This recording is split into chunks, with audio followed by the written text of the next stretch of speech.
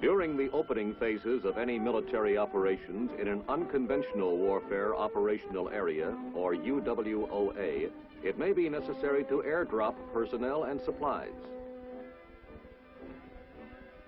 But as operations expand and the guerrilla forces control most terrain and recruit more partisan fighters,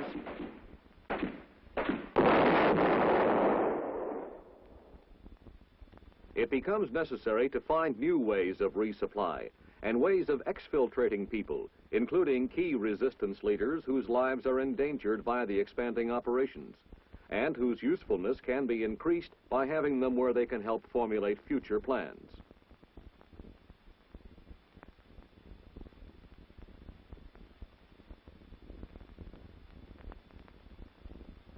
The skyhook method could be used to exfiltrate these men. Even water exfiltration by submarine could be possible. But in this case, the detachment commander feels that it would be more practical to use aircraft. Selected landing zones, or LZs, on file at the SFOB have been checked during preliminary reconnaissance. One has been confirmed as the LZ for the proposed exfiltration. The same general considerations applicable to DZ selection apply to the selection of LZs. However, size, approach features, and security are different. LZs should be located in flat or rolling terrain, and for security purposes as far away from enemy action as possible. Also away from the guerrilla base to avoid the possibility of compromising the base. In landing zone operations, detection by the enemy is easier than in drop zone operations, since the selected site assumes the characteristics of a landing field after preparation and clearing.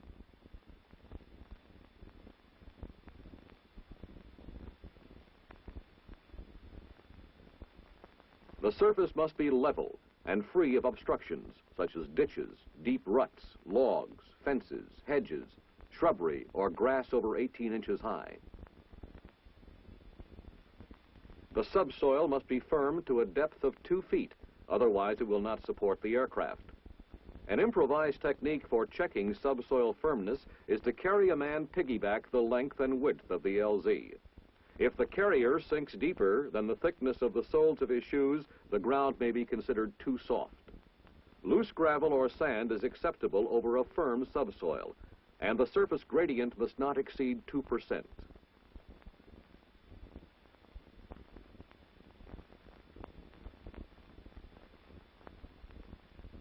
For day operations of light aircraft, the LZ size should be 1,000 feet long, with a 10% safety factor added to each end, and 50 feet wide. For light aircraft night operations, the runway is widened to 75 feet for additional safety.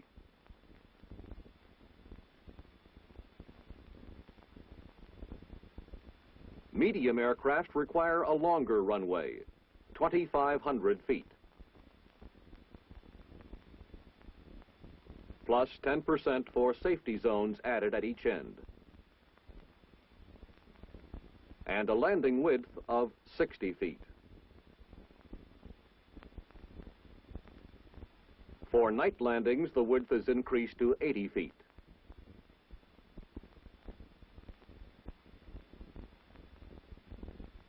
To allow for wing clearance, all runways for light or medium aircraft should have 25-foot strips along both sides of the runway cleared to within 3 feet of the ground. Since aircraft must land into the wind, the runway should be laid out to face the prevailing winds.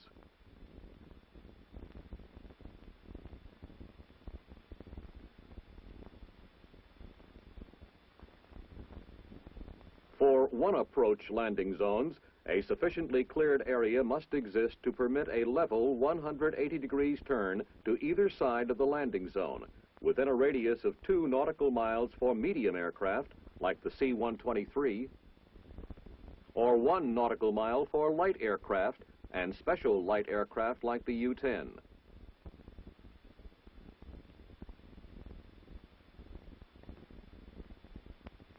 Also to be considered are the approach and takeoff clearances.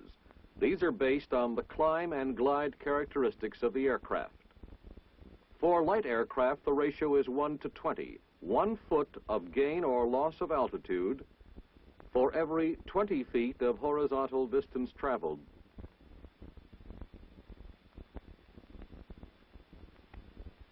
Since our present missions will mostly concern resupply of the partisan forces, we are interested in medium aircraft characteristics. The climb-glide ratio for this type of aircraft is 1 to 40.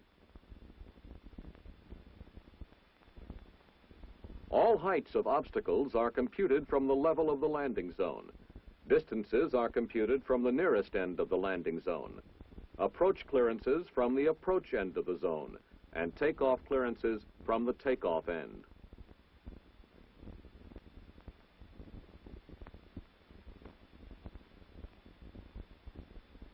Based on the climb-glide ratio for medium aircraft of 1 to 40, no obstruction higher than 6 feet and closer than 240 feet is permitted. A 50-foot obstruction may not be closer than 2,000 feet.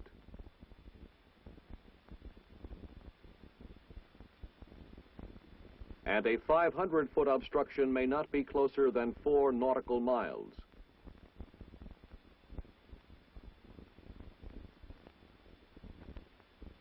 Hills of 1,000 feet or more may not be closer than 8 nautical miles.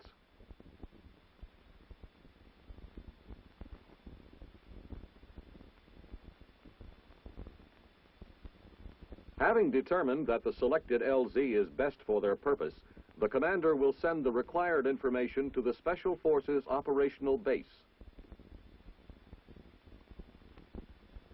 The SFOB will need to know the LZ code name, location, axis, description, open quadrant,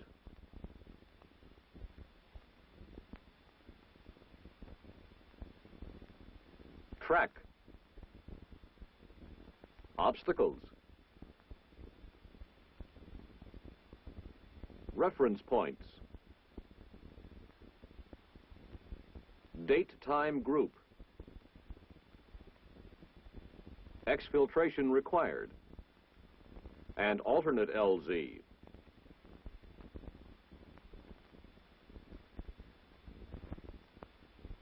While awaiting confirmation from the SFOB, the commander briefs the command and marking parties in placement of markers. The pattern outlining the limits of the runway consists of 7 marker stations. The runway is 2,500 feet in length.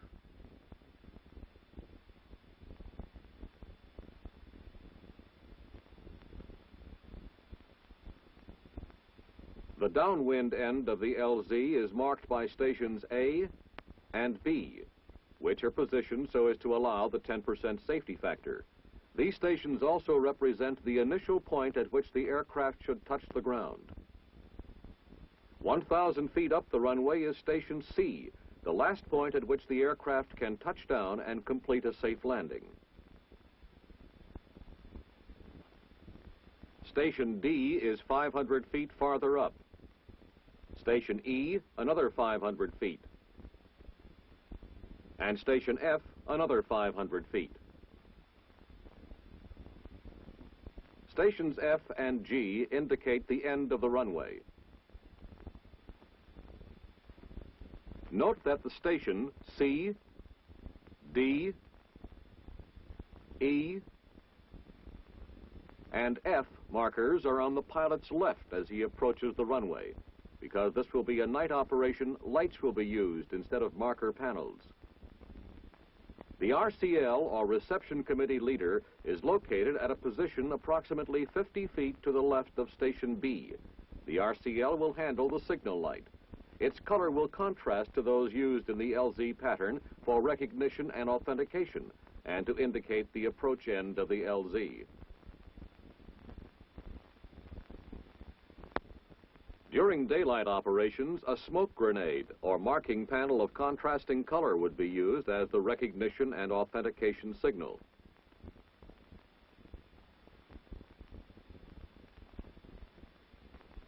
The SFOB, having received the LZ request of the detachment commander, has completed coordination with the Air Force. The Air Force has the responsibility of flying the mission. Therefore, they must check the information and, if necessary, modify it according to their tactical operational requirements. This revised data will be passed on to the SFOB, which will transmit a confirmation message to the detachment.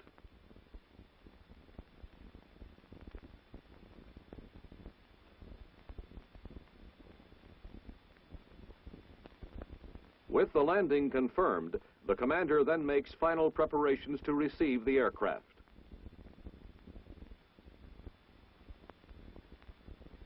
The RCL, the marking party, and the exfiltrators arrive at the LZ, which the surveillance teams and advanced security forces have already checked for enemy activity. As planned, the RCL, the Special Forces representative, and people to be exfiltrated position themselves in a designated area in the vicinity of Station B. This is the point at which the plane will stop to unload and load.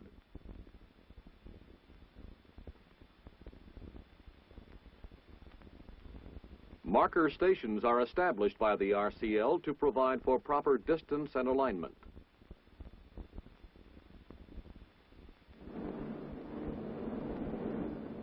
It's almost impossible to hide from the enemy. Not only do they have patrols who can report our activities, but they also possess highly sophisticated tracking equipment.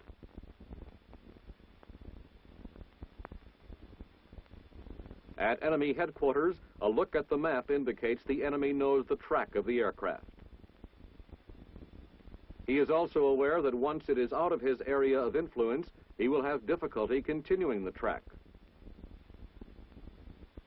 Since he is unaware this is a landing operation, he tries to cover the possible drop zones that might be used.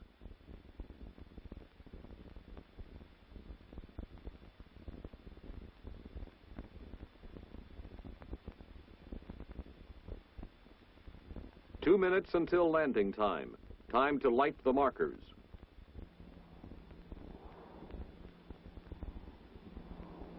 The markers will remain lit for a period of 4 minutes, or until the aircraft completes its landing.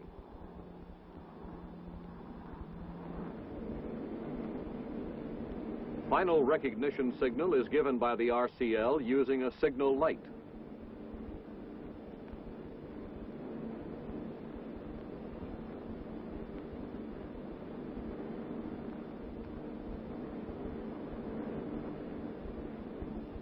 The pilot, recognizing the correct signal, enters his final approach.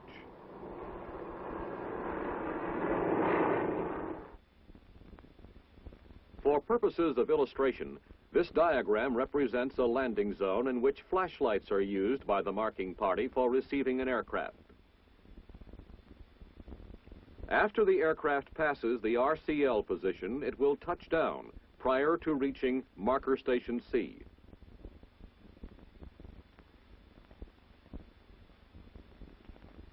As the plane passes each marker station extinguishes its light, except A and B, which have reversed their lights to shine in the direction of the taxiing aircraft.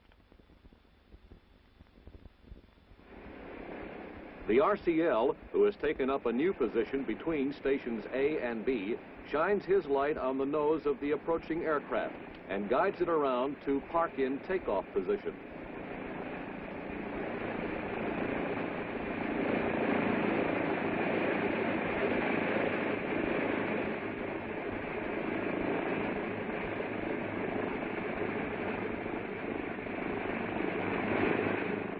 soon as the aircraft is in parked position, persons to be exfiltrated are quickly loaded aboard.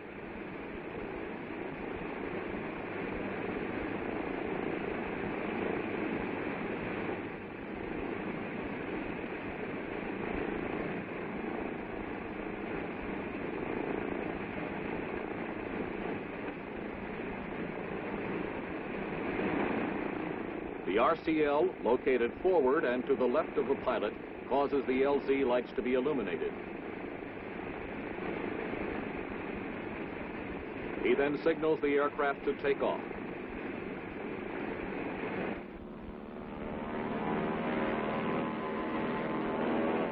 As the aircraft passes each marker station, the light is extinguished.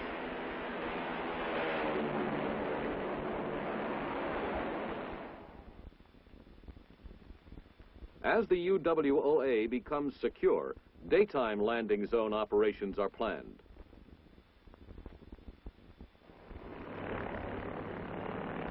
Replacements load aboard a C-47, the medium aircraft assigned to this mission.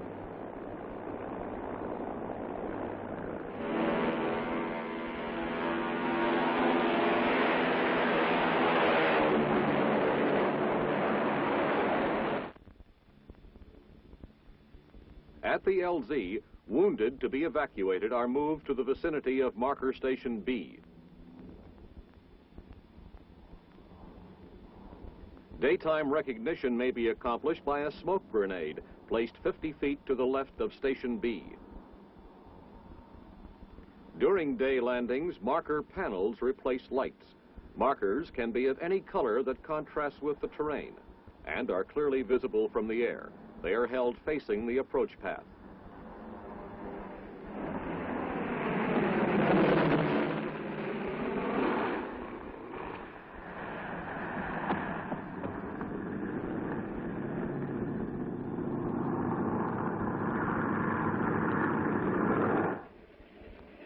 Replacements unload and wounded men are sent back for treatment.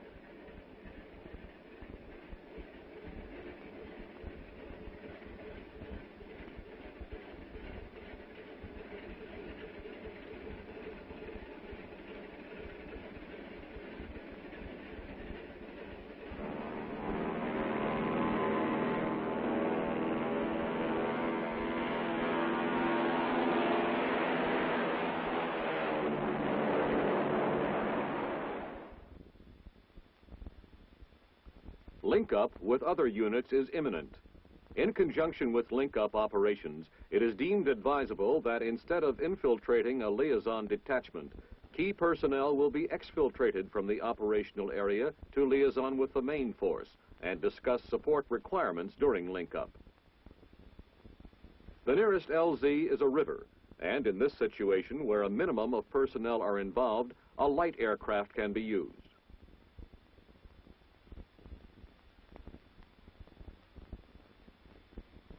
Water LZs for light aircraft night landings require a length of 1,500 feet, plus 10% safety zones at both ends.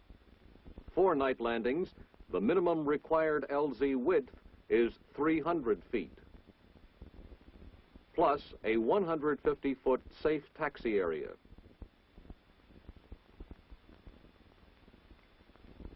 Day landing minimum LZ width is 125 feet. Plus a 100-foot safe taxi area.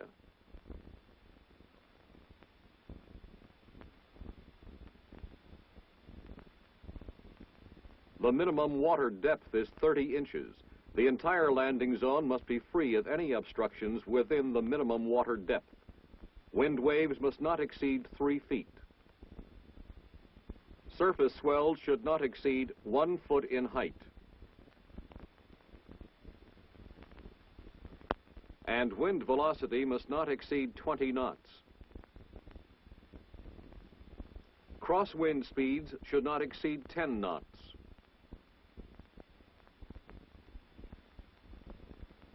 The normal method for marking light aircraft water LZs is to use 4 marker stations. Station A is positioned at the downwind end of the strip and indicates the touchdown point. Station B, which is also the RCL position, is 500 feet from Station A. This indicates the last point at which the aircraft can touch down and complete a safe landing.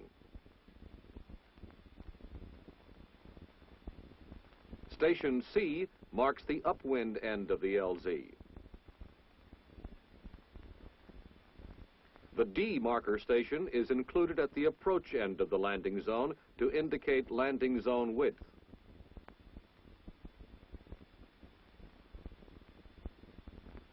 The authentication signal from the RCL is given from Station B. At night, it's a contrasting colored light. During the day, it may be a smoke grenade.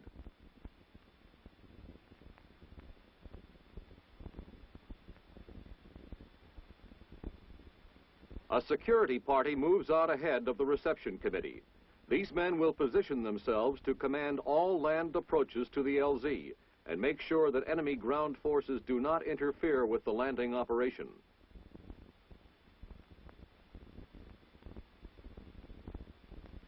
Once the area has been checked by the security forces, the reception committee moves out to set up the LZ. With them is the one man to be exfiltrated.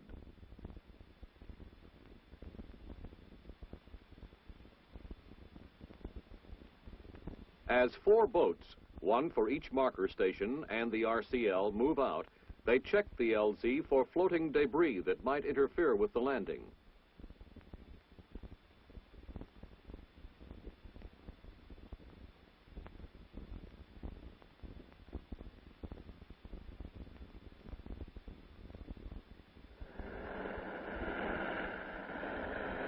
After receiving the authentication signal from the RCL, the pilot initiates a final approach.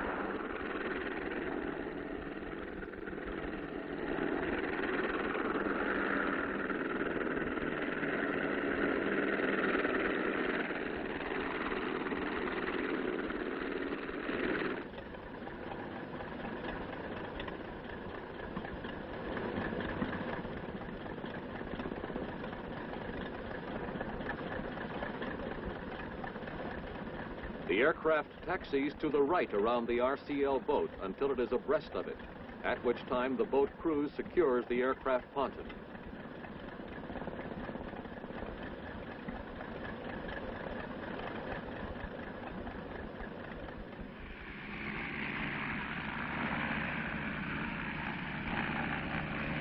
Marker lights are extinguished as the aircraft takes off.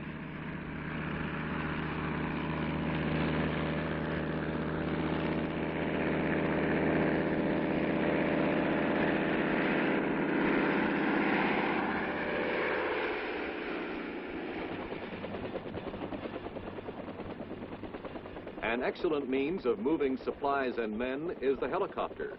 This type of aircraft requires its own LZ, entirely different than those for fixed-wing aircraft. For day landings, a helicopter can land in a space slightly larger than its landing gear and with enough side clearance for its rotors. But should it have to land at night, the LZ must be larger.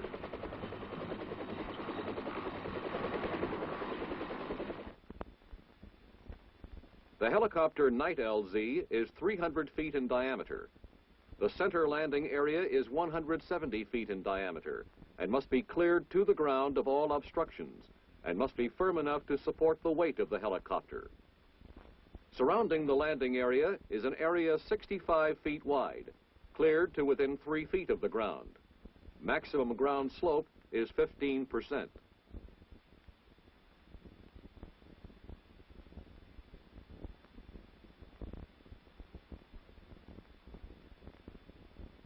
LZs for rotary wing aircraft are marked to provide identification of the reception committee, to indicate wind direction and to show touchdown area. 5 lights or markers positioned at A, B, C, D, and E form a Y. Stations C, D, and E outline the touchdown area.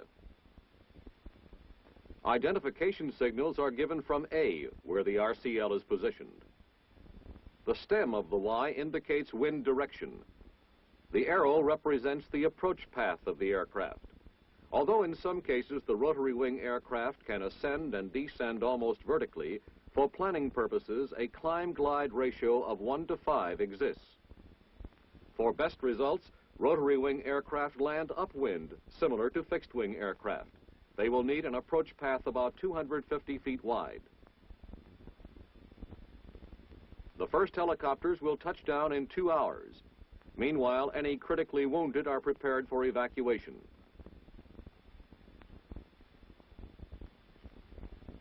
To set up the Y signal pattern, the direction of the wind is determined.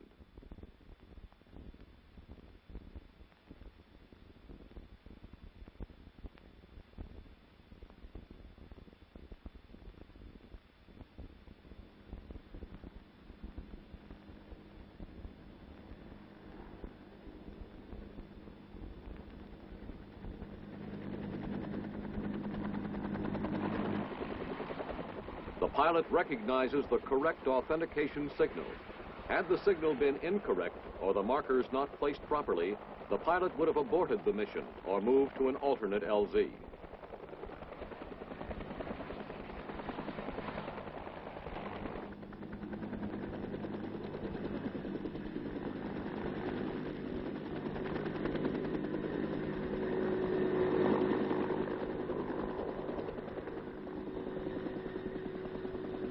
As has been demonstrated, it is practical to land aircraft of various types in almost any seemingly inaccessible place. And where aircraft cannot land, supplies and personnel can be air-dropped. With today's practical experience and modern technology, there is no place in the world that cannot be reached and supplied by Special Forces air operations.